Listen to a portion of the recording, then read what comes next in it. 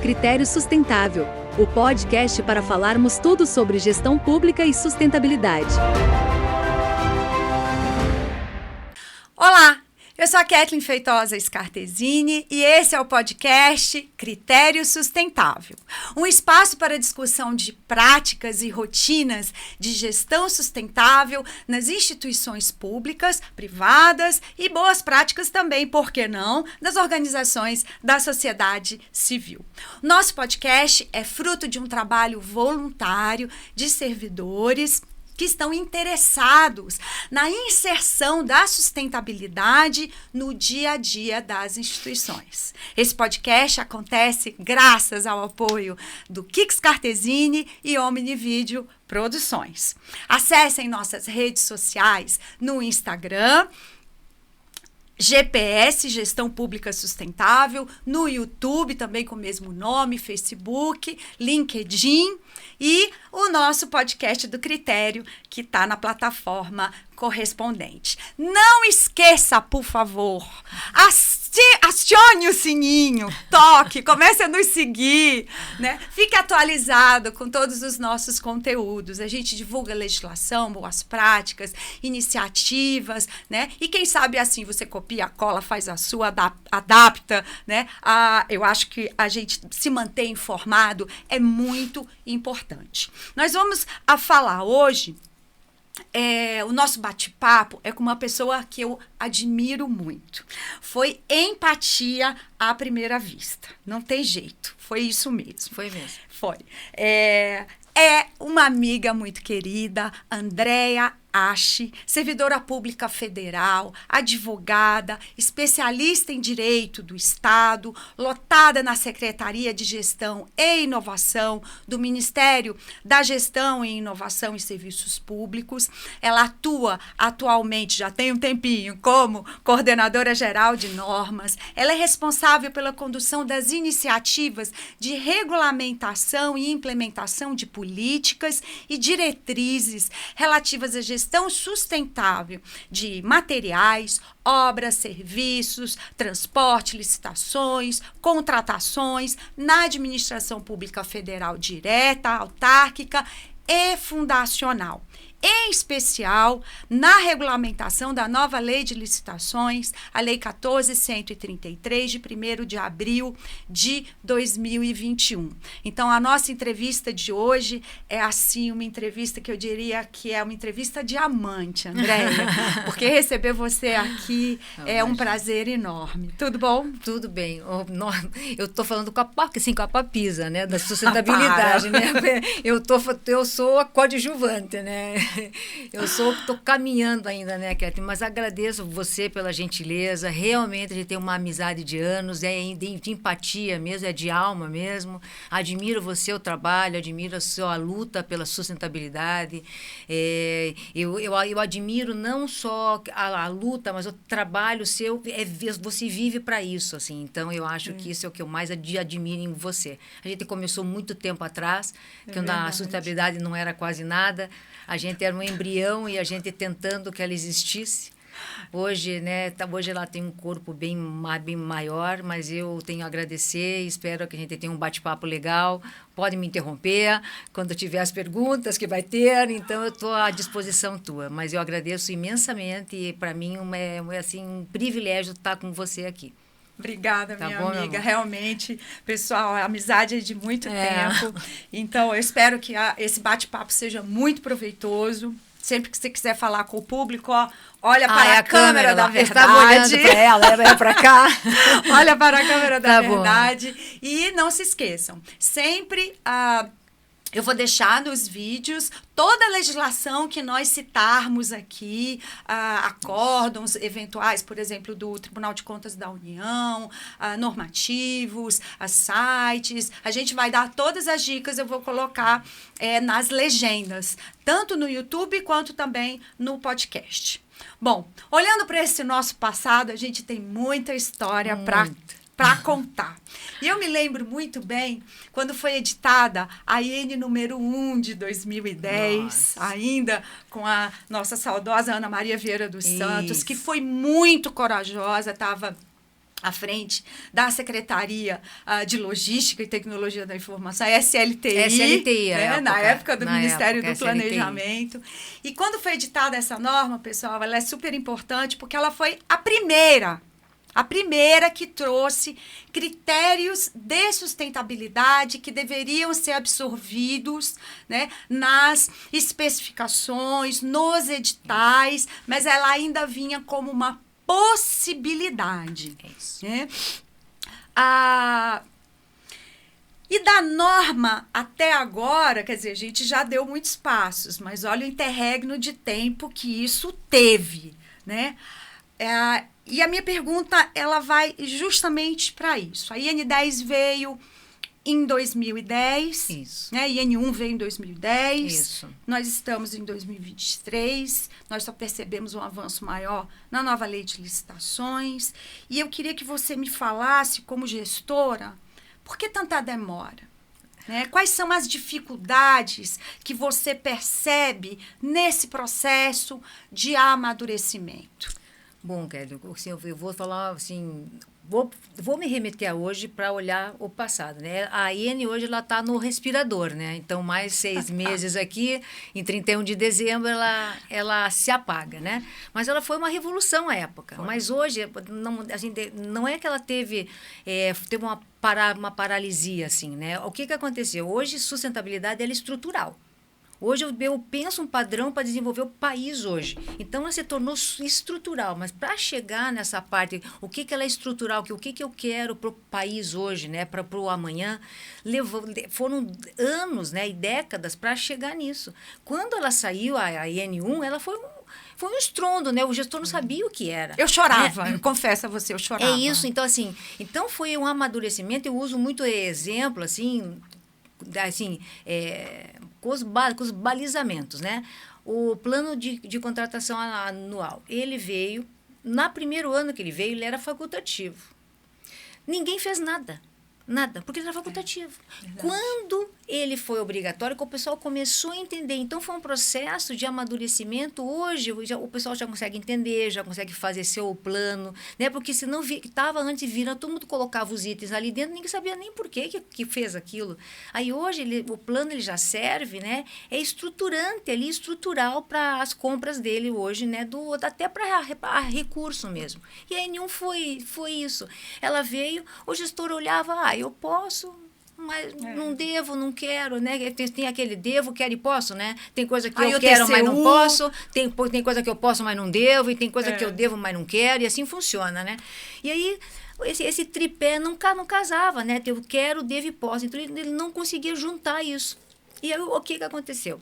Esse quero, devo e posso, quero fazer um país, não é minha, sabe? É do Cortella, que eu gosto muito. Quero, devo e posso. É a tríade da ética, né? O gestor, né, ele tem que ser, né? Tem coisas que eu quero. Exatamente. Né? Se você conseguir dizer que eu quero, devo e posso, você consegue ter ética. Então, eu gosto muito disso. Então, ela foi um caminho mesmo dessa forma. Por quê? Porque ele não era estruturador. Ele era o quê? Ambiental. Muito ambiental, que era recurso hídrico, se eu tinha economia de água, madeira. Então, exatamente, então ele era olhado para esse viés. E os itens para bens e serviços, eles eram assim, você pode ter item, descrever sustentável. Então, ele não era olhado muito, aí começou o quê? Começou a haver o quê? Falta de recurso público, né? Por que eu tenho que comprar papel? Aí a gente começou a olhar tudo aquilo à máquina, porque até a sustentabilidade, eu não gosto só de tratar do tripé, para poder só a gente chegar, porque ele é um caminho que levou décadas, né? Porque se você pensar assim, não adianta falar econômico, social, né? Não adianta isso. Eu posso ter até estrutura administrativa. Quando eu mudo a minha estrutura de algum lugar, né, que eu modifico, eu posso prestar um serviço melhor. Então, até dentro da máquina administrativa, eu posso ser sustentável. E isso a gente não tinha esse olhar antes. Antes, o que era um comprador antes? Um repositor de água, de papel. Atendimento de demanda. Atendimento de demanda. Então, para mim, não é que ela foi uma dificuldade de maturação, mais do que de implementação. É verdade. É isso. Aí você vê todas as mudanças que a gente está vendo, climática, tudo, você vai ter que se mexer, escassez de tudo, de água, né? É isso que começou a acontecer. Então, ou você se mexe, ou o seu mundo vai estar diferente, né? Não é pieguismo de falar isso, né? Eu tenho que comprar mesmo tudo que eu compro. Então, a gente começa a olhar e aí você veja só, não voltando muito atrás e sendo mais novo no tempo, né? O Covid, quando ele veio, você mudou de vida, você mudou a trajetória, você mudou a forma de trabalhar, você mudou tudo. Então, isso são mudanças que foram acontecendo ao longo do tempo. E a dificuldade era como eu ensino um gestor a sair da caixa. A sair da caixa.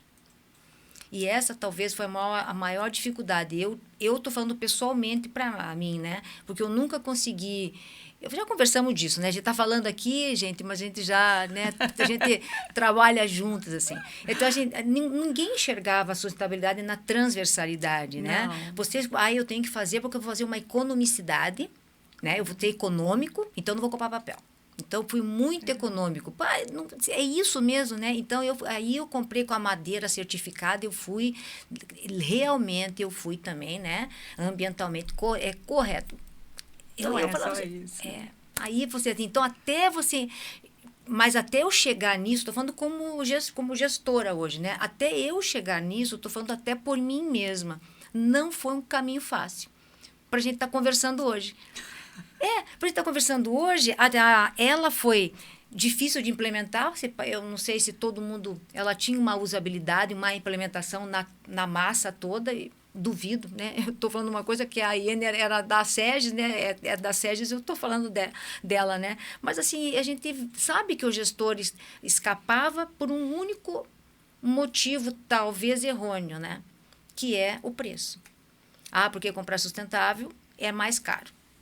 Que é uma falácia, né? É uma realmente. Falácia. Então, é isso. Por causa de... Então, assim, a dificuldade para mim não era de implementar. É como eu faço com que aquele gestor mude a vida dele e fala assim, olha, eu preciso fazer a compra assim. Ou não comprar.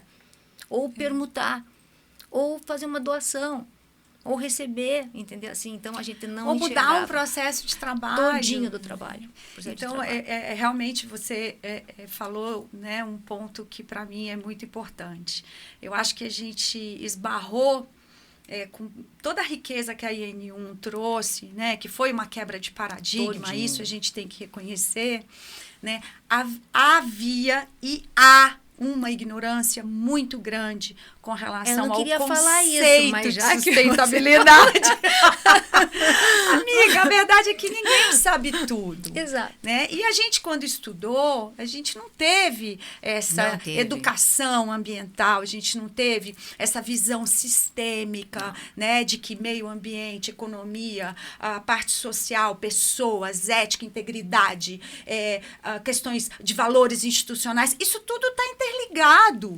É isso. Então, não tem como eu abraçar uma agenda sem olhar para todas as conexões que essa agenda interfere. Mas eu ainda gosto muito da IN1, eu vou te dizer por quê. Porque hoje, quando a gente fala em critério de sustentabilidade, em ciclo de vida, muita coisa a IN trouxe lá atrás. Mas o que ela tem a lei hoje nova, né? Então, muitas coisas que estão pulverizadas em normas nossas, que eu digo, nossas são muito possessivas, né? Mas nossa! Em normas da União, hoje estão na 14.133, né? Então, assim, isso daí aconteceu mesmo. Então, foi uma alavancagem isso tudo, né? Não posso retirar nada. Ao contrário, o que eu critico é a visão que a gente tinha e como a gente muda, né? Como foi um crescente. E a dificuldade que foi para que o gestor fizesse, porque nunca dava. Você sabe disso. Eu não posso comprar tudo sustentável, mas acontece que a sustentabilidade não era só eu não comprar ou comprar um copo que não fosse de plástico. Eu tenho sustentabilidade em outras fases do processo. Em outras facetas. Então, e essa daí que era a grande visão que foi distorcida por muito tempo, né? Então, eu poderia ter no fornecedor, né, que eu posso fomentar um mercado todo, eu posso mudar o mercado todo. Quando digo para o mercado, eu quero um produto X, que eu não estou comparando banana com pera, eu quero a pera, né, que são com critérios sustentáveis, eu mudo o mercado para que ele venha, eu fomento todo um mecanismo local, ou um comércio, empregabilidade, e as pessoas não conseguiam ver isso. E aqui, se fosse assim, estou antecipando assim, os pensamentos aqui, mas assim, se eu pegasse assim, a gestão de contratos hoje, ele também pode ser mais sustentável quando eu tenho, o que eu te falei, a visão que não é só econômica, social, aquele tripé, quando eu também mudo a minha estrutura para atender um serviço, eu posso ter na transversalidade dela. E isso não foi fácil. A dificuldade toda é o que você falou. A nossa ignorância de saber o que é sustentabilidade. Que toda sustentabilidade fosse só ambiental. É a mais importante hoje? Talvez seja. Mas talvez seja. Mas se eu pegar aqui e falar assim, mas eu fomentar o local, uma economia local, dar empregabilidade, né? Mudar a vida de alguém aqui, é muito igual aqui. A linha é tênue demais aqui. É verdade. Então, assim, isso foi difícil até conseguir convencer, mudar a norma, obrigar, né? Porque você tem que obrigar, né? A norma, ela é engraçada. Você não faz porque você acredita, é porque você é obrigado. É isso. A norma de comando e controle, ela tem essa característica. E é muito ruim quando você não se conscientiza desse papel.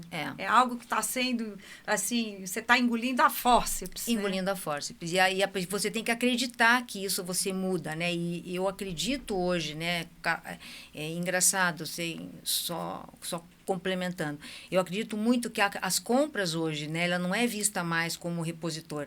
Ela é vista hoje, as compras, como eu mudo uma vida, ou como eu mudo um mercado, ou como eu mudo a compra, ela é maior do que a gente pensa, né? O Estado hoje, com aquela de 1000 anos atrás, o poder de compra, né? Mas com os contratos administrativos de milhões, que eu não estou falando de comprar bens, caneta, estou falando de obras de grande vulto, né? Então, assim, todo esse complexo de contratações hoje, seja pela 14133, concessão, que seja, né?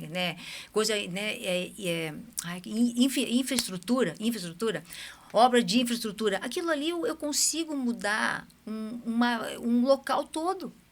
Mas como é que eu faço isso? Com as contratações de governo hoje. Então a gente muda tudo. É verdade. É uma nova perspectiva. É uma nova perspectiva. É quando você consegue ter a visão que as pessoas não tinham à época. Quem era o setor de compras? Setor de compras é aquele cara chato que ninguém queria, botava o cara lá dentro, era entendeu? Um setor para atender demanda. Olha, se alguém te pedir alguma coisa, você resolve. É verdade. Tipo assim, aquele cara tá perturbando. Vamos empurrar ele lá para compra, que vai dar certo. Hoje, não. Levamos 10, 20 anos para poder entender que a pessoa tem que entender de contratação, ela tem que saber da norma, ela tem que saber descrever um bem, ela tem que saber quem ela vai atingir, o que eu tenho que entregar. Muda muito, né? O nível do jogo aumentou. O nível do jogo aumentou. Amiga, depois de 20 anos de 8666, finalmente saiu a nova lei de licitações. Né? A 866 ainda está ganhando um respiro. Tá no respirador. O pessoal ainda está agarrado.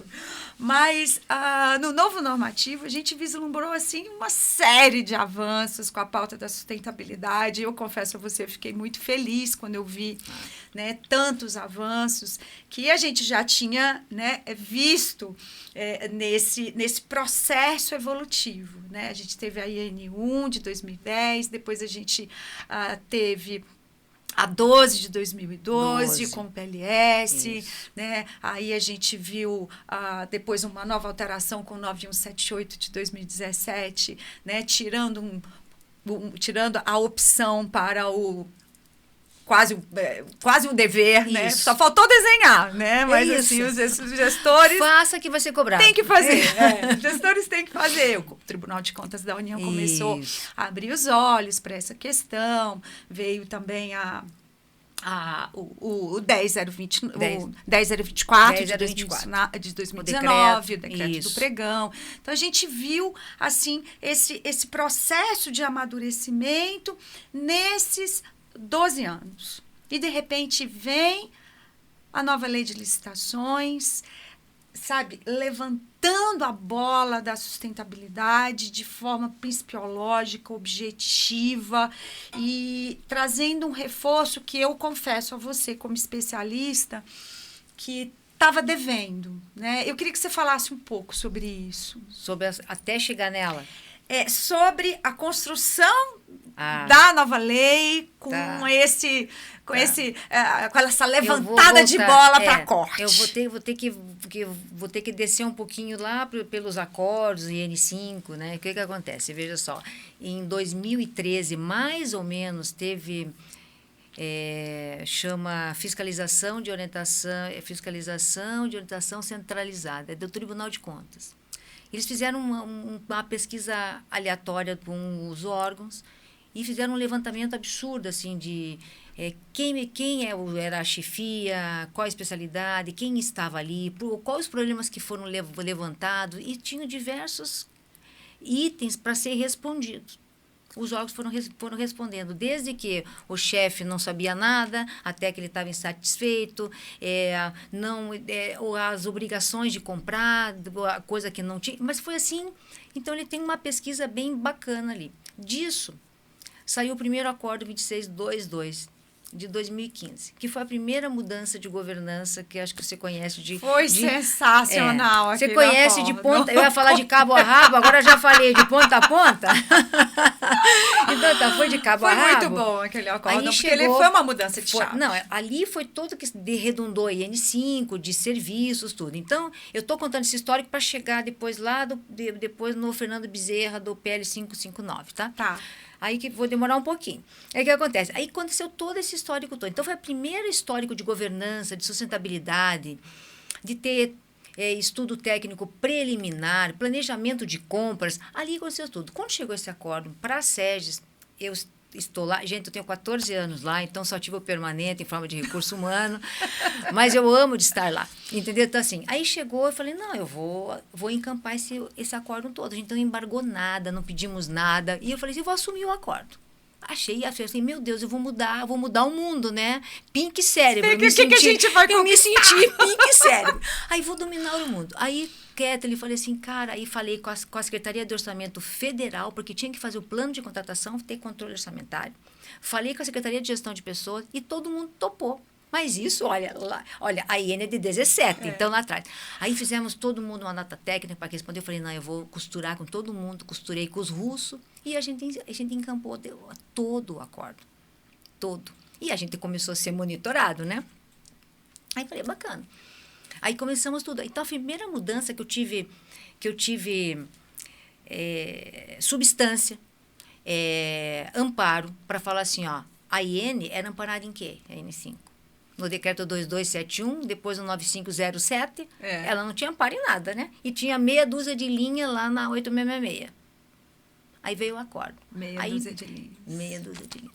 Aí o que aconteceu? O decreto, né, autônomo, 2271, e o outro 9507. Cara, falei, é a hora. Aí criamos mapa de risco, ETP. Então, assim, começou ali. Aí você veja, começou a mudança administrativa, né? Por isso que eu falei para você, a gente vai crescente, né, a mudança. Aí o gestor falou, nossa, tem que fazer estudo técnico preliminar. Mais serviço. Um trabalho que estão... Era, mais ou menos isso. Eu tenho que fazer mapa de risco. Aí tem a conta vinculada, fator gerador, aí conseguimos injetar tudo ali dentro. Aí ela ficou uma IN muito gigante, ela é uma IN gigante. Mas foi uma mudança, assim, a IN1 de 2010 e a IN5, acho que foram meio que emblemáticas, assim, né? Parênteses. Gente, eu sou fã da IN5. Pois é. Porque a IN5, ela traz a sustentabilidade logo no artigo 1º, mas a minha amiga sabe o que eu vou dizer. Ela é toda sustentável, do início até o fim. Você tem uma parte de um livro do Jacobi que eu tenho até hoje, que eu guardei, que você me deu, eu guardei, porque você fala exatamente isso. Eu tenho guardado na minha casa essa parte que você fala. Foi uma deferência, não a minha, a IN5. Foram 24 meses para colocar em pé essa IN, porque até a aprovação de todo mundo, porque ela mudava toda a rotina. E aí ela tem risco, tem tudo. Então, quando você está olhando isso, você está vendo isso daqui. Então, muitas coisas que estão ali pega a IN10, olha a 14133. É só você pegar. A gente fala assim, nossa, gente, tudo, né? Então, tem muitas coisas que foram pensadas das normas de cá para dentro lá. Foi uma né? evolução. Da 1433. Foi uma evolução. Então, a corda do tribunal começou ali. É a grande revolução que a gente começa. Então, assim, faz uma montanha, assim, né? A gente pega aquela montanha, gente, e mudou tudo. Aí a gente apanhou, né, com a IN5, porque tem muito trabalho, porque tem que fazer isso, tem que fazer mapa de risco, tem que fazer ETPA, tem que fazer não sei o quê, TR e tal. Aí foi. Só que ela mudou muito e realmente ela é de ponta a ponta, porque eu tenho todas as vertentes, tanto do objeto, quanto eu tenho que saber a quantidade que eu tenho que fazer. Por que eu pedi a quantidade de serviço? Por que eu fiz aquilo? Como que eu tenho uma planilha de preço? De que forma que eu cheguei àquilo? Então, tudo isso aconteceu. E como é que eu escolho um fornecedor? E outra, ele também tem lá dentro, vocês podem olhar, que tem parte pessoas com deficiência, cotas. Então, assim, era para respeitar, tem declaração no sistema desde aquela época, para essa parte. Então, ela tem a transversalidade, pode não ser toda como a 14133, por óbvio, né? Mas ela tem essa transversalidade aqui. Que quando eu olho pensar a minha licitação, quando eu vou ver o mercado, ambientalmente tudo, depois tem a parte de gestão, tudo, mas tudo isso daqui a IN trouxe. Mas ela mas tanto que a gente, era tanto um estrondo assim, que a gente teve que pôr para a vigência 120 dias, para começar a vigiar para todo mundo. Fala assim, Jesus, caiu a bomba em mim, não sabia que tinha caído, entendeu? Foi mais ou menos isso, né? Aí, é lógico, né, a gente apanha tudo, mas eu descobri na minha vida que tudo novo dá medo.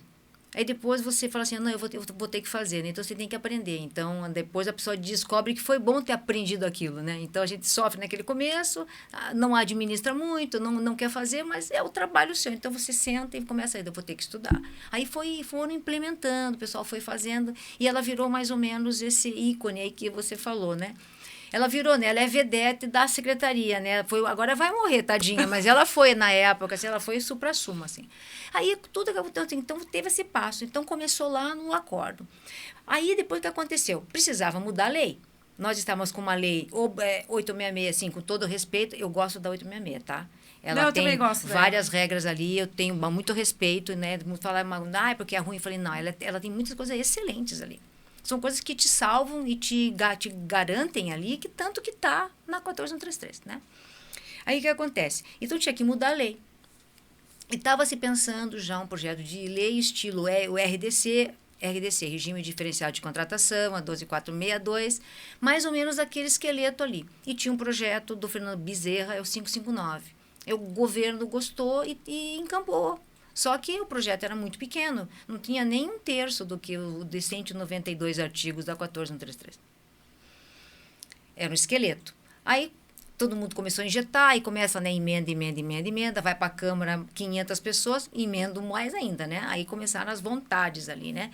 E aí houve a grande mudança que teve.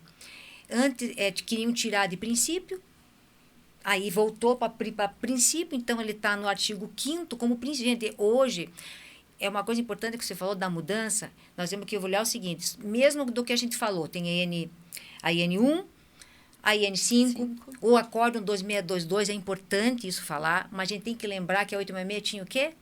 Só desenvolvimento sustentável. Ele não era considerado um princípio. Quando ela fez o quê? A liturgia da 1433 trouxe o quê? Eu sou um princípio. Então, assim, os princípios, né, eles podem ser excludentes, mas quando eu excluir algum deles, eu vou ter que justificar o porquê. Beleza? Então, se eu não fizer um critério sustentável em alguma coisa, em algum lugar a lei vai ter. Então, hoje para mim, né, eu falo isso, o pessoal acha meio esquisito, mas assim, eu não suporto mesmo, eu abomino a divisão de compra sustentável e não sustentável. Abomino, não precisava nem ter a 14133 para mim. Eu abomino, porque ou você segue a lei com todas as regras, as infralegais, a IN1, se fosse o caso, se eu estivesse vigiando só 866, beleza? Eu tinha que atender, então eu tinha que ser uma licitação sustentável. Então, não existe, ou você atende à legislação, ou olha para o mercado, olha a lei complementar na parte lá de fornecedor, olha as leis específicas para atender, olha a cota. Então, tua licitação tem algum defeito de legalidade. Então, não tem insustentabilidade, ela tem uma ilegalidade. Eu acho importante reforçar isso que você está dizendo. Pessoal, isso não é uma fala da Andréa Ache. É uma fala da Andréa Ache, da Kathleen Feitosa, Isso. do Renato Fenili, da Lara Breiner, da Adriana Tostes, assim, de vários especialistas na temática, outros que ainda não citei aqui, Tatiana Camarão, João Domingues, enfim. A licitação, ela nasce sustentável, né?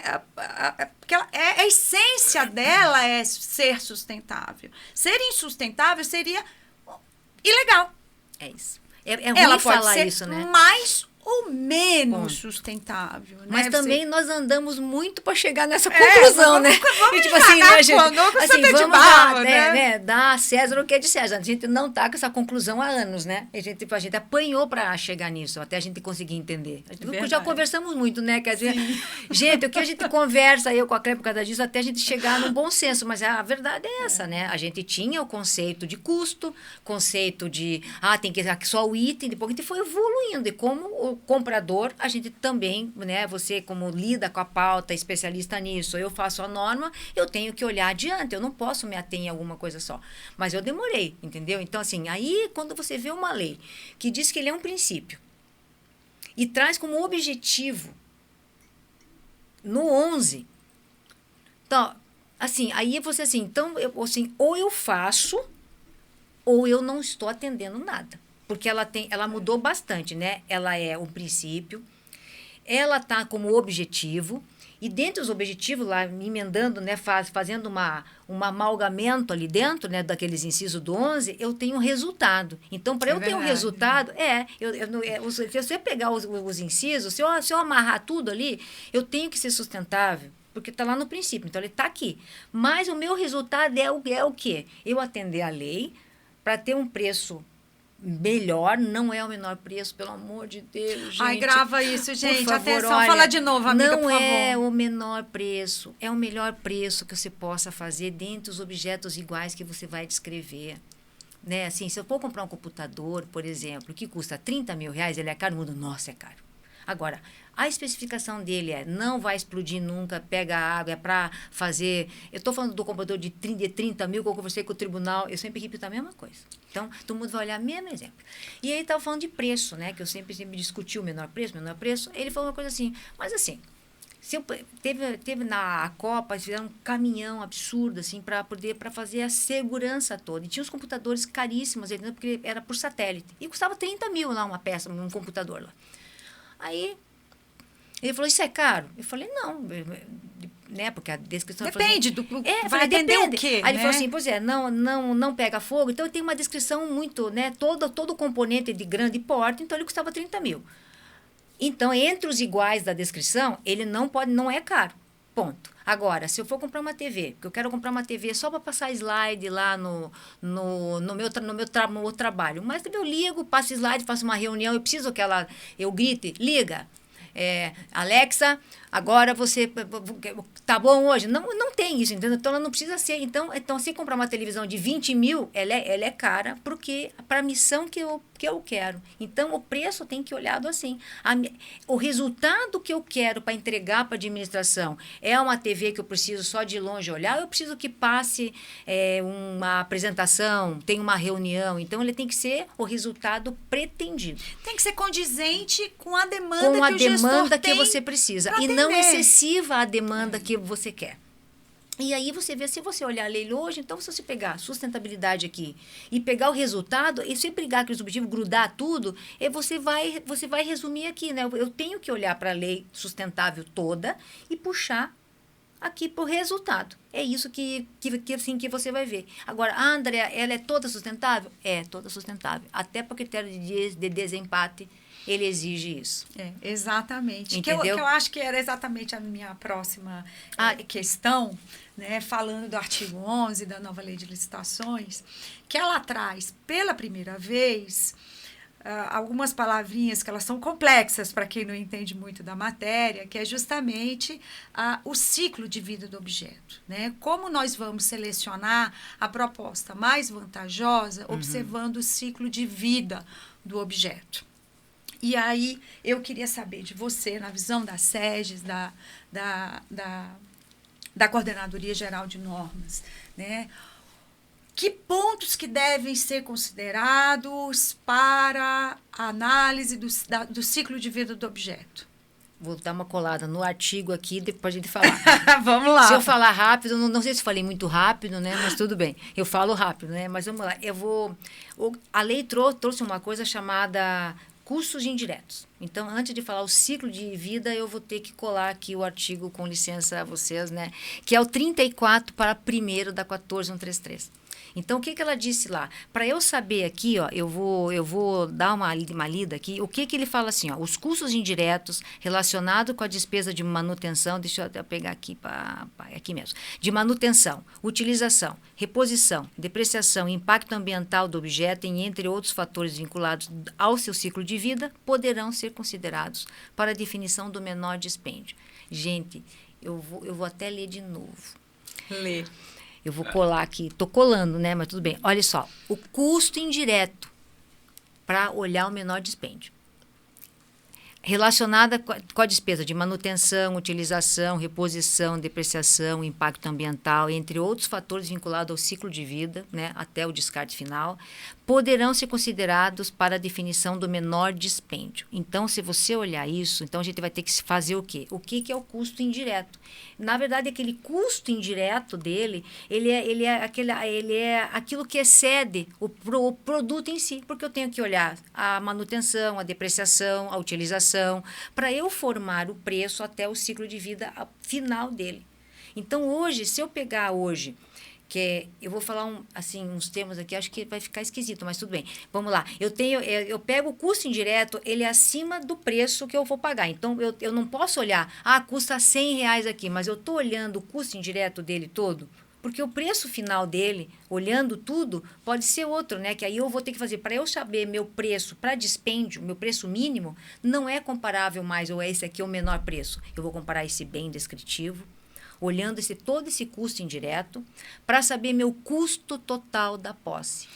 Posso dar um exemplo? Pode. Que eu adoro. Não tem problema. Conversar com um exemplo, né? Vou me remeter a uma análise que eu fiz recentemente. Pano de prato. Uma coisa muito simples, né? Que muitas instituições precisam, escolas, né? Órgãos públicos em geral, porque você tem uma copa, né? E aí, compra-se muito aquele pano mais barato que tem. E aquele pano mais barato que tem, muitas vezes ele não tem a qualidade, a durabilidade, ou seja, ele não é vantajoso para a administração. E aí, minha sugestão, né, para esse determinado órgão, numa conversa, foi justamente que avaliasse um pano de prato reforçado, né, com o fio ele mais encorpado, onde a durabilidade, né, alegada é maior, produzido por agricultura orgânica, familiar. Então, vejam o que está envolvendo toda essa contratação. Desde o seu planejamento. Não clorado, né? Então, assim, são N nuances que eu analiso para ver essa contratação, olhando para os custos indiretos. Sem o custo indireto, hoje você não tem a sustentabilidade dele. E não estou falando sustentabilidade, gente, só na especificação. Não é isso. Tirando isso, né? Hoje o bem eu tenho que olhar isso, eu tenho que tirar não somente esse preço, eu tenho aquela externalidade dele, que é chamado pós-aquisição. Exatamente. Que nem em economia é custo total de posse. É custo total da posse, que é o custo indireto, mais o custo desse ciclo de vida. Então, eu tenho que ter exatamente isso. Aí eu vou saber se aquele produto gastou muita água doce, eu tenho que saber, né, a parte de eficiência energética. Faltou agora na minha cabeça o nome, você vai lembrar. Como é que a gente chama aquilo? Você tem que fazer Agora me Eficiência falhou. energética, durabilidade. Não, é carbono. Sim, então, emissão assim, de gás emissão de de carbono. efeito Então, assim, estufa. isso, efeito estufa. Então, todas essas coisas assim, André, isso aí é sonho. Não, a gente não tem uma fórmula posta para fazer todo o custo do ciclo de vida, né? Isso daqui, então, assim, mas a gente até lançou um caderno agora, está em consulta, né? Que é o PLS. Até aproveitando a pergunta, então está divulgado no Participa BR. Gente, participem do caderno. Ele está todo o plano de logística sustentável ali, tem todo o ciclo de vida ali para você colocar e o custo de indiretos. E, na verdade, ele é muito mais mostrando as metodologias que existem hoje. E a metodologia comanda que você olhe o quê? Eu tenho que ter meu preço de aquisição e o preço pós-aquisição, porque o preço pós-aquisição é o custo indireto. Então, isso o caderno vai mostrar. E a lei trouxe expresso. Eu gosto muito daquele artigo ali. E talvez foi o mais complexo para a gente fazer, porque tem que ter técnico estudando, tem que ter tudo. E a gente não chegou assim, o caderno está ali pronto, vai dar uma fórmula para o gestor. A gente dá a fórmula que é usada na literatura, né? Então, para ele ver como é que ele chega. Mas hoje, por que eu estou falando isso? Que para mim é importante. Custo do preço do produto e o custo de pós-aquisição, que eu vou ter o custo total de posse, de propriedade que seja. Quando eu faço isso, jamais esse telefone aqui vai ser compatível com outro. Porque eu estou te especificando, eu quero um telefone assim, de marca tal, de assim, pode ser da marca Espírito. Então, eu estou especificando que eu preciso de uma tecnologia tal. Aí eu vou ver a depreciação, se ele tem algum produto, né, que não é sustentável, como é que ele é feito, não tem nada tóxico. Então, essa especificação que comanda o preço. A gente aprende o seguinte: o preço vale a descrição do objeto que você fez. Não adianta você falar assim por qualquer descrição. A descrição bem feita é o produto que você tem. Aí você vai comparar o produto entre eles. Então, ele custa 20 mil? Bacana. Mas entre os iguais, ele vai custar 20, mas outro pode te oferecer por 18? Então, é assim. Então, não tem assim... É o menor preço do melhor produto. Então, o menor dispêndio que eu dou quando eu calculo o custo indireto juntamente com o ciclo de vida. É isso. Então, quando eu tenho isso, a balança feita, eu não tenho discussão porque é sustentável, ele é mais caro. Eu acho que isso é... assim, vou falar uma coisa que até... Vou ter até ousada, assim, que eu vou falar assim, isso já está ultrapassado. Tá. Desculpe, assim, se eu fui muito ousada, mas, assim, eu acho que já está ultrapassada. A gente acha, né, que está ultrapassada. Eu e a Clétia somos favorável que está ultrapassado. Digo assim, porque não dá mais hoje, né, de toda essa visão, esse estudo todo, esse anseio de fazer o melhor que a gente pode. Né? As compras não podem caminhar do jeito que estavam mais. A lei não é mais a mesma. A partir de 31 de dezembro, quem usou a 866 usou, quem usou a 10520 usou, quem usou a 248 usou. Nós temos que partir para outra vida. A gente tem que virar a chave, né? Desapega, gente. Desapega. Desapega. A melhor coisa que tem, a gente desapegar. Abrir a cabeça, a alma. Entendeu? Ai, amiga, eu vou te falar uma coisa. Eu confesso que... assim, 1000 pontos positivos na nova lei de licitações. Meu papel aqui é enaltecer a sustentabilidade, então eu vou continuar na minha zona de conforto. Contudo, eu senti muita falta no parágrafo único do 11 do Plano de Logística Sustentável, como instrumento de gestão administrativo a ser considerado na construção, né, do plano de contratações anual, olhando para o metaprocesso da contratação. Sim. Não basta o plano estratégico institucional, não basta o PLS. Não. Tem também os planos setoriais. Mas o PLS, ele é direcionador, né? Na verdade, ele é transformador. Ele é transformador. Né? E todo o potencial dele, que a SESI já vinha trabalhando com isso, né? Trouxe no decreto do pregão, trouxe na portaria de governança. de contratações, e aí, de repente, deu uma escorregadinha e faltou entrar. O que aconteceu, pelo amor de Deus? Assim, ai, meu Deus do céu. Ainda bem que gravam tudo, né, que a gente fala, então dá tudo certo no final.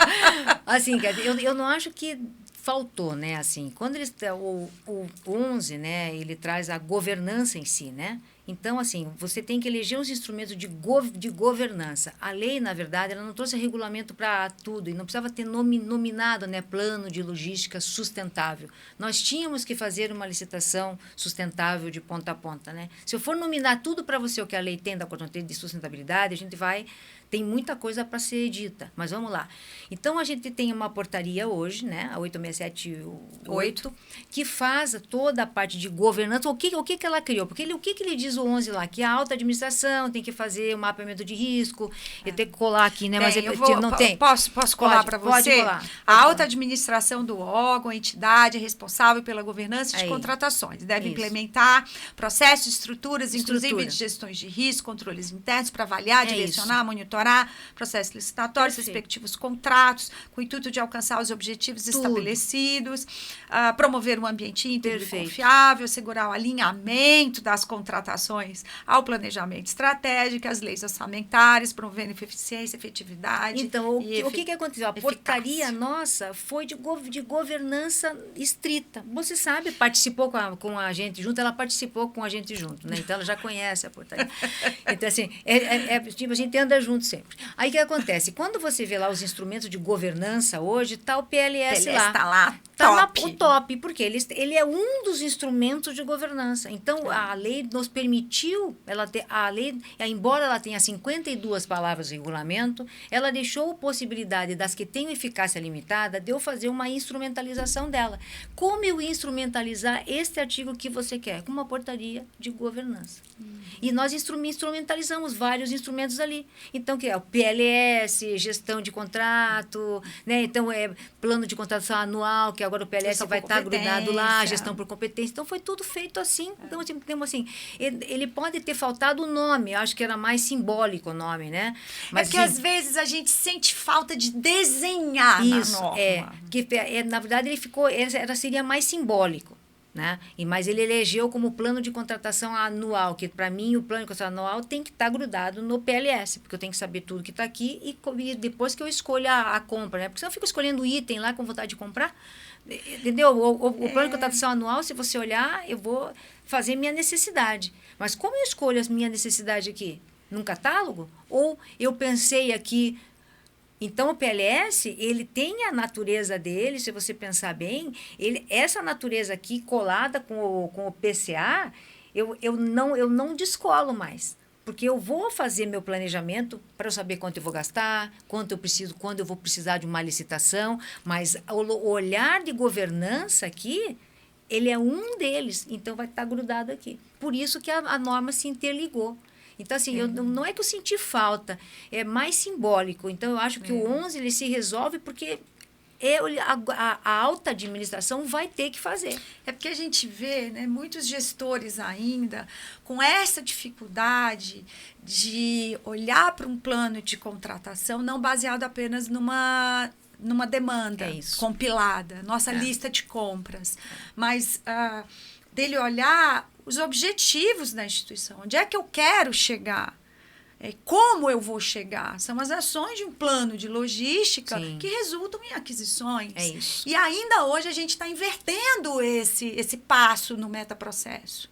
A gente olha para a lista de compras e depois a gente pensa onde é que a gente quer chegar. Tem alguma coisa errada. Tem. Por isso, assim, saindo o caderno agora, ele vai ser vinculante, né? Quando vincular o caderno, ele vai ter que ter um plano. Tem um modelo, eu não sei, você já viu o caderno? A Kathleen viu o caderno.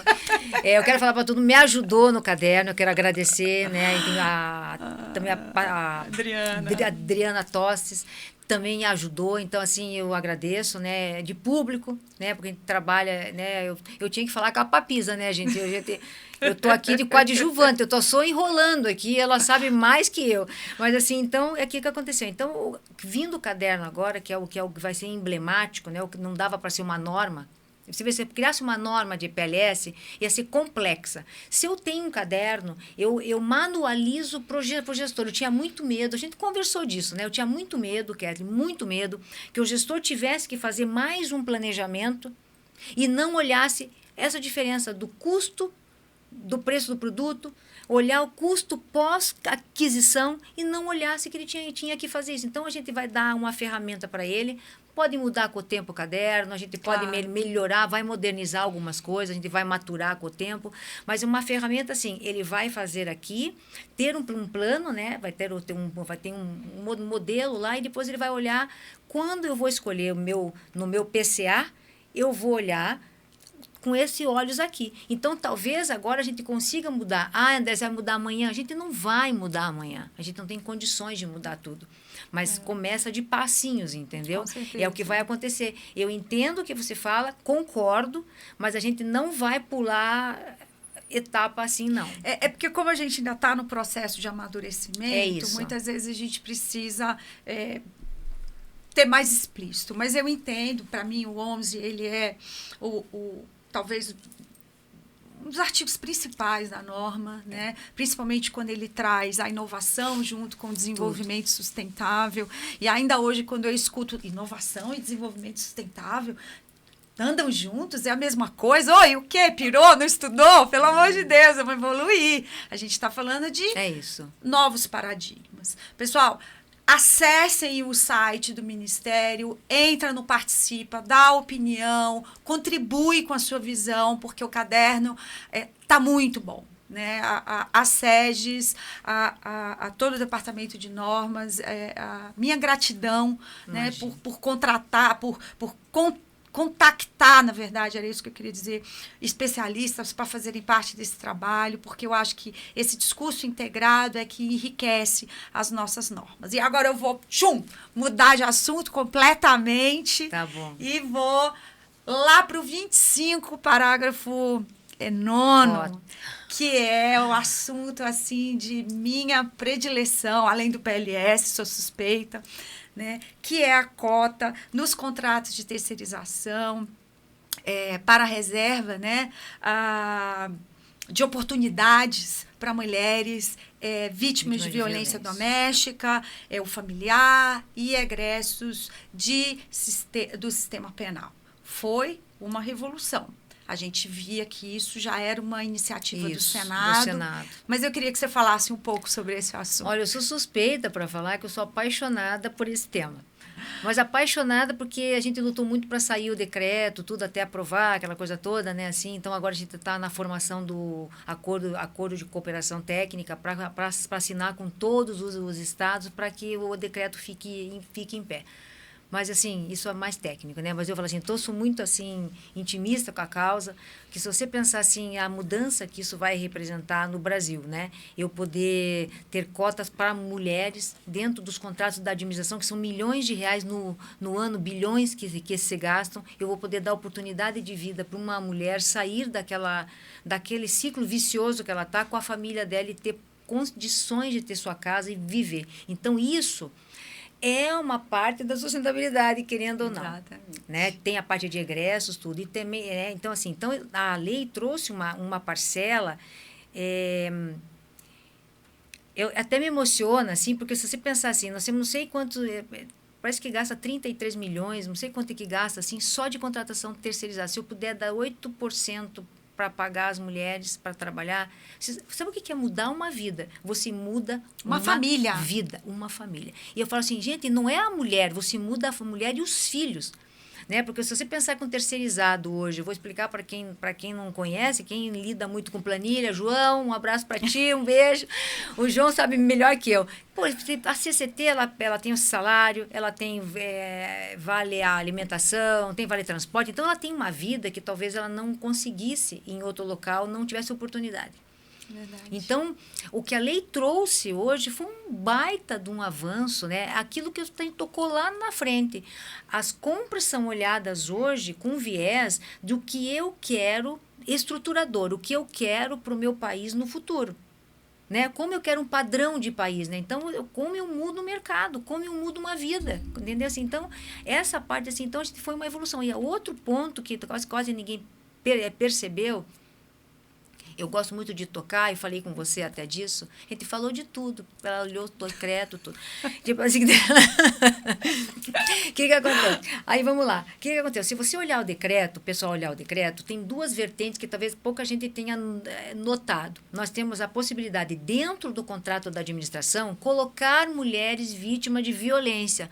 8% lá eu vou colocar, de mulheres. Bacana? Eu tenho. Só que tem um lugar lá embaixo, que é um artigo pequeno, que diz que eu posso fazer equidade entre homens e mulheres. Vai ser de gênero, tudo. Então, está bem especificado ali. Só que você olhar aquela frase lá, ela é maior do que a gente pensa. Porque não é no contrato da administração. É lá dentro da empresa.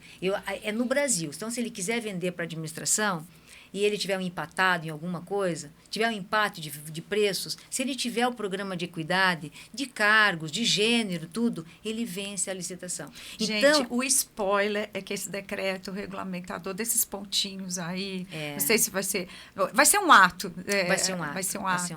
Vai sair. Só contei para vocês. O ACT está pronto, vai sair o primeiro modelo agora, mas assim, como está em ato preparatório, não dá para a gente ficar falando, mas a gente já está com o ACT pronto. Aí depois a gente vai fazer um modelar, né, para a gente tentar colocar para o Brasil todo. Então a gente vai começar a atender os contratos da administração. O ACT já está pronto, plano de trabalho. Na verdade, para falar, foi hoje, coincidentemente, a gente fechou hoje, a nota técnica está sendo feita, até segunda-feira será mandada para a AGU nossa, para aprovar, para ter a primeira assinatura em junho. Então, num estado aí que vai ter, não posso falar que eu não sei ainda. Mas assim, então vai ter a primeira, então vai começar a implementar. E depois tem, então, se a gente olhar o filão, assim, se fizer uma balança aqui, eu estou mexendo dentro do contrato da administração e estou mexendo fora. Então, eu estou olhando lá para fora, assim, né, você tem um programa mesmo, né? Como tem o programa de compliance hoje, ele vai ter que ter um programa de equidade, ele tem isso. E lá, se você viu bem lá, como tá, tem cargo, sobrecargo, de gênero, né? Os programas que ele faz internamente. Então, eu estou mexendo para fora da administração. Então, esse viés que a lei trouxe é absurdo. É absurdo, gigantesco de mudança. Eu vejo assim, o potencial que o gestor de compras tem hoje, né, para fomentar uma política pública social com foco na vulnerabilidade. E eu acho que a gente não pode se eximir desse papel. E agora eu vou botar fogo no parquinho. Eita! A gente teve aqui no nosso último podcast com a Gabriela Jardim, que lançou um livro sobre uma temática que é muito sensível, chama Mulheres Encarceradas, você pode encontrar na Amazon. E a temática do livro fala justamente sobre a deficiência na implementação de políticas públicas voltada também para a empregabilidade. Não só questão de qualidade de vida no ambiente prisional, mas também com relação à empregabilidade. A gente viu no decreto 11.430 que regulamentou a questão da mulher, né, com relação à cota, mas a gente não viu a questão das egressas. Pergunta. Como é que a gente vai fazer para conseguir superar essa dificuldade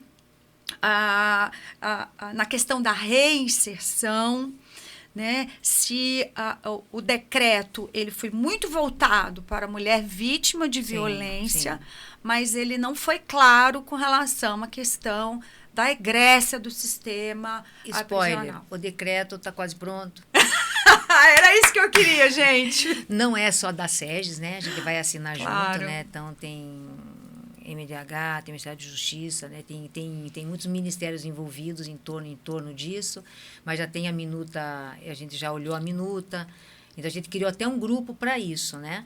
Criamos um grupo. O WhatsApp é ótimo. Você tem 997 grupos, mas dá tudo certo no final.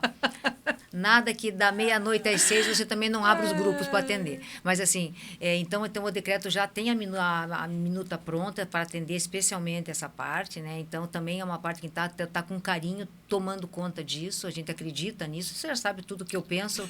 Seria eu repetir o mesmo aqui, né?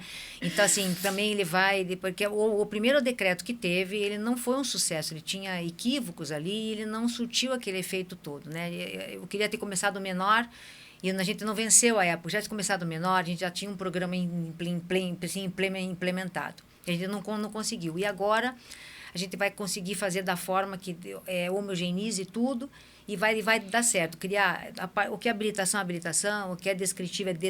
Então, vai conseguir tirar os problemas que tiveram à época, que não cabe agora falar aqui, a gente vai já conseguimos afastar. Então, ele vai sair um decreto específico, porque tem na verdade, egresso tem uma regra própria, tem aquele que está lá, né, tá dentro, depois ele tem que sair, ele volta. Então, ele tem especificidades que refogem completamente a alçada SEGES, né? Então, a gente está tratando junto. Mas o decreto a minuta está, assim, gente, pronta. Agora, a gente está naquela né, briga, discute, aquela coisa assim. Mas vai sair. Pronto, mas que ainda vai demorar um pouquinho. Estamos em discussão, mas ele vai sair. Eu não sei se você viu a resolução que foi aprovada pelo CNJ recentemente, agora em abril, se não me falha a memória, 28 de abril.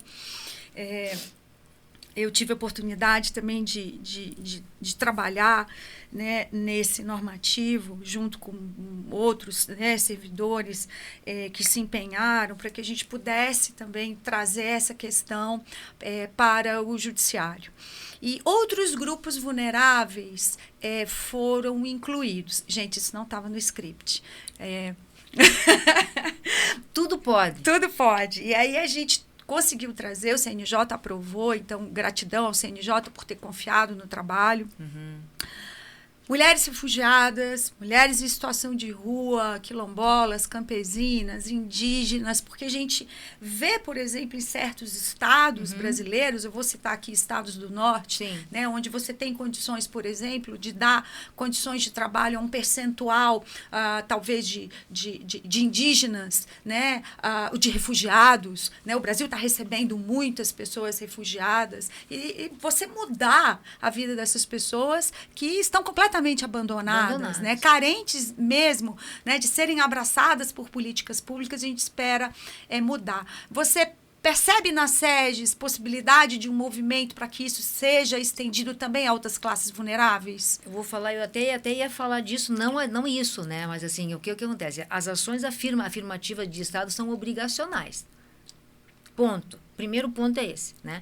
Então, assim, quando a gente fez o decreto de mulheres, se você olhasse mulheres, a gente alargou todo um espectro ali em decreto, mas são ações afirmativas. A gente colocou a lei da parte racial, colocamos ali gênero. Muito bacana. Exatamente isso. Então, a gente colocou coisas que não, por exemplo assim, se você fosse olhar a estrita legalidade, a ação afirmativa constitucional não ia ser atendida. Então, talvez na leitura agora do decreto a gente consiga fazer alguma coisa de ação afirmativa, porque não adianta falar assim, a lei é geral, mas se eu tiver uma ação afirmativa que possa encaixar, eu não sou contra. Mas por vezes eu sou subjugada à ação de uma lei, né? Então, assim, a gente vai até um alcance. Então, a gente procura leis específicas que eu possa colocar no decreto e amparar esses dados, né? E aí nada é assim impossível. Depende da ação afirmativa, depende do que a Casa Civil entenda, mas eu não sou contra. Na verdade, eu queria uma grande lei. Eu já te falei, acho que isso, Petra. Na verdade, eu queria uma grande lei só para esse tipo de coisa. Sabe aquelas leis assim?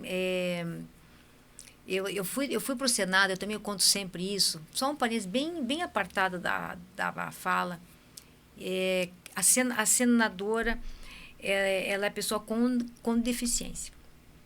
E ela falou assim que não entendia porque o governo tinha contratos e ele não respeitava as leis se ele deveria, porque se ele faz as leis, ele deveria respeitá-las.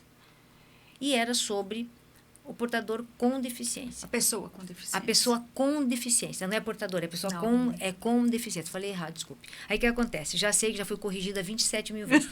Aí, deixa eu te contar. Aí, o que aconteceu? Era para colar. Eu falei assim, não, meu chefe estava lá na frente, em audiência, eu escrevi no telefone, pode dizer que vai colocar no sistema uma declaração, que vai constar que ele tem que comprovar, porque é a lei da Previdência, a 8213. Eu nunca esqueci isso na minha vida. E eu pedi para colocar, mandei colocar no sistema. Falei, pode colocar. Ele está comprando, não tem que seguir a Previdência. A Previdência é constitucional, 195. Ele não pode dever, não pode fazer nada. É obrigação. Colocamos no sistema. Teve um evento no Ministério Público Federal e as pessoas que estavam na plateia eram pessoas com deficiência. Foi a coisa mais emocionante da minha vida, todas com emprego. Então, foram para assistir as pessoas que estavam na administração, a grande maioria ali dentro. Então, assim, quando você vê um negócio desse, se você não acreditar que você pode fazer um pouco que você puder fazer e mudar a vida, cara, a gente está no lugar errado. Entendeu? Assim, então, quando eu vejo isso, a gente tem que estar no lugar errado. Se eu estiver lá e não puder mudar, eu tenho que mudar de cadeira. Eu falo para todo mundo, a gente está aqui para resolver e mudar. Se for para ser o mesmo, fazer nota técnica, a gente muda. Tem muito lugar que só faz nota, né? Então, a gente muda. Então, assim, então, eu acredito nisso. O decreto de mulheres, ele avançou mais do que a lei trouxe. É verdade. Ele avançou mais. E o egresso irá avançar. Você acredita que as micro e pequenas empresas vão ter condições de cumprir essas questões relativas à equidade, por exemplo, que são faladas no decreto? É que depende, por exemplo, assim, tem micro e pequena empresa, tem MEI, que não tem nem pessoas, né? Então, são 2, 3 lá, né? Então, assim, então vai ser uma coisa mais assim, e o contrato acima de 50 pessoas alocadas. Então, eu não acho que ela é inviável. Também acho que não. Entendeu? Acredito muito. Agora, estou falando assim, se for pequena contratação, né, que não tenha nem menos, assim eu não acredito, mas eu acredito, porque, na verdade, a gente pensa uma coisa, né? A micro e pequena empresa, ela está voltada para não ser mais microempresa. Ela nasce uma microempresa, mas ela pode crescer. Né? Espera-se que... Mas é para isso, né? Ela está ali para ela ser depois uma grande porte e tudo.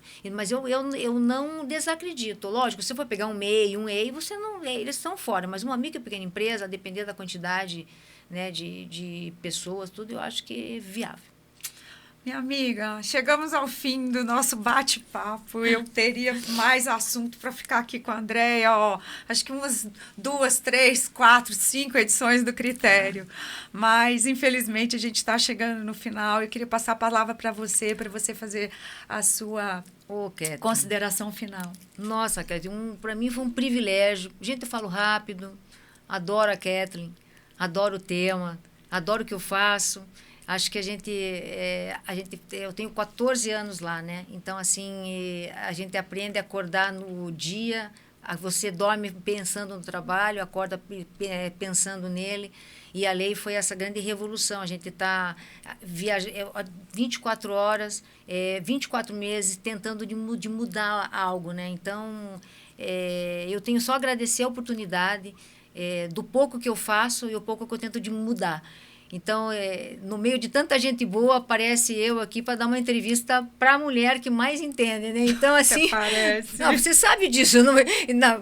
Gente, quem sou eu no universo, né? Mas, assim, então, assim, estar aqui hoje é um privilégio estar falando para alguém que sabe muito mais que eu. Você está nessa lida, lutando, bem mais que eu. Apesar que não é questão de idade, é questão de experiência, gente.